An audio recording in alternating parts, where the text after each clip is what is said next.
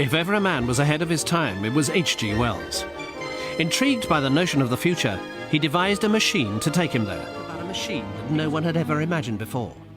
A machine that could travel through time. A first draft, called The Chronic Argonauts, appeared in the Science School's Journal in 1888. 6 drafts later, now calling it The Time Traveller, he found a publisher. "Please type in your best style," Wells wrote on the top of the manuscript.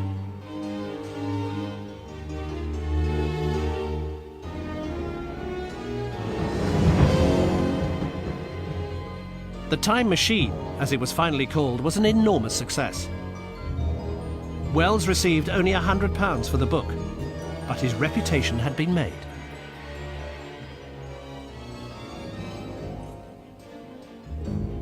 I'm afraid I cannot convey the peculiar sensations of time traveling.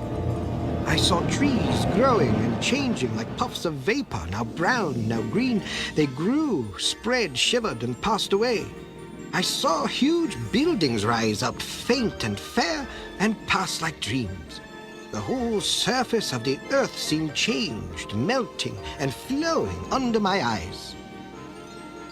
I don't think anybody called it science fiction in those days. He practically invented the genre. I mean, there were people like Jules Verne and so on, but I think H.G.'s big advantage was that he was actually a serious scientist who could extrapolate from what he'd got. Jules Verne had also written about science and the future, but Wells' fantasies were more provocative and disturbing. In The Time Machine, Wells took Darwin's theory, which had only been considered in relation to man's past, and applied it to his distant future. The time traveller isn't just transported 100 or 200 years ahead in time, but 802,000 years ahead. Far enough to discover the ending of the evolutionary drama. And then he goes 30 million years further and offers a vision of a dying planet.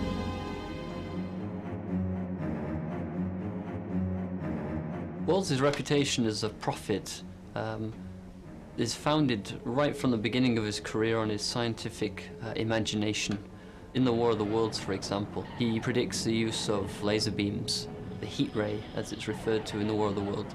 So Wells was full of ideas for modern technology. He wasn't scientifically, if he didn't do the actual research, he did apply what somebody has called a kind of remorseless logic to his vision of future events. In other works, such as The Time Machine, he's talking about something that Einstein would later make more scientifically plausible, the idea of time as a fourth dimension. Not scientifically plausible in the Einsteinian sense, but Wells was groping towards the kind of ideas that Einstein would later make his own and elaborate in much more detail. He felt that technology... Why is it that we usually ignore the fourth dimension? You see, we can move in the other three. As the doctor said, up, down, forwards, backwards, sideways. But when it comes to time, we are prisoners. Inventor Rod Taylor's breakthrough into the realm of the fourth dimension is defied by his friend Alan Young. If that machine can do what you say it can, destroy it, George, before it destroys you. He felt that technology could provide the means for people to access pretty well all the knowledge that was available to the human race. His ideas for achieving this were the creation of what he called the world brain, and this was a system of microphotography on projection machines, and it would circulate all the printed material, all the photographic material for people to use as resources and to study. In many ways, the world brain is a forerunner of what we now call the World Wide Web. Wells, I think, would have been very pleased to have seen the development of this kind of technology and may have also claimed credit for its development with his world brain ideas. They did. Wells followed The Time Machine with a dazzling creative spree, writing a series of books over the next 5 years that established the genre of modern science fiction, The War of the Worlds. This could be the beginning of the end for the human race. For what men first thought were meteors or the often ridiculed flying saucers are in reality the flaming vanguard of the invasion from Mars. The Island of Dr. Moreau. The invisible...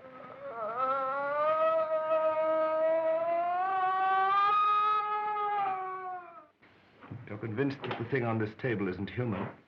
Its cries are human. Do you know what it is, what I began with? No. An animal. Well, The Invisible Man. What I said. Power to walk into the gold vaults of the nations, into the secrets of kings, into the Holy of Holies. Power to make multitudes run squealing in terror at the touch of my little invisible finger. Even the moon's frightened of me, frightened to death. The whole world's frightened to death. The first man on the moon. The major scenarios of science fiction were really invented by Wells. The time machine, time travel, War of the Worlds, alien encounter, the island of Dr. Moreau, an extension of the scientist theme. I really don't know any other writer, be it Cervantes or Shakespeare. They all worked according to models that were well known in their culture, but Wells invented models. It's an astounding feat of the mind. Since The Time Machine, H.G. Wells had warned of an evolutionary crisis facing mankind. In 1914, the First World War broke out. Wells himself had predicted the means of modern warfare, more or less inventing the tank in a 1903 novel called Ironclads, and forecasting the military use of planes in his book, The War in the Air. Despite his socialist writings and utopian visions, Wells threw himself into the British war effort. This was the war that would end war, he predicted. Britain and the Allies, horrified by the destruction, would surely use their victory to build the world state. Wells made many contributions to the world in which we live today. Probably the most primary would be his fathering of science fiction as a literary genre. On another level, Wells's advocacy of international relations and cooperation. He interviewed world leaders such as Lenin, Stalin, Roosevelt, both Roosevelts, was friends with Winston Churchill.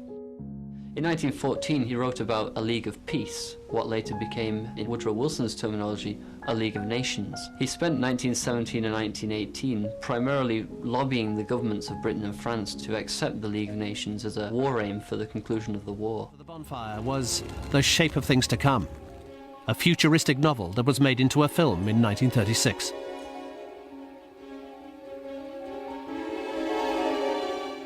The novel was eerily prophetic, depicting a world war that began in 1940 with a German invasion of Poland. Wells also forecast the Blitz of London, which he presented so realistically that it served as a kind of national rehearsal for the real thing. When you look at it, you think you're looking at World War II scenes.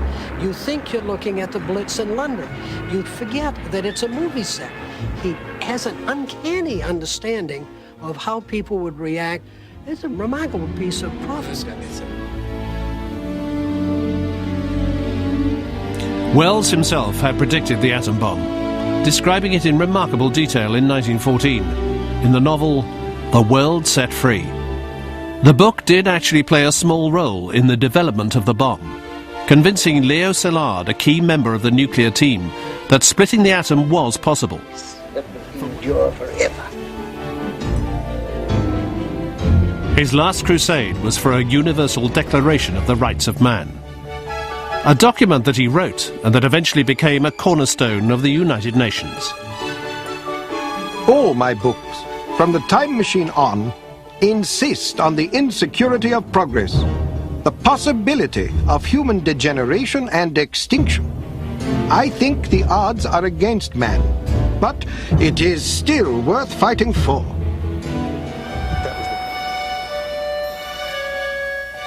I am English by origin, but I am early world man, and I live in exile from the world community of my desires. I salute that finer, larger world across the generations, and maybe someone down the vista may look back and appreciate an ancestral salutation.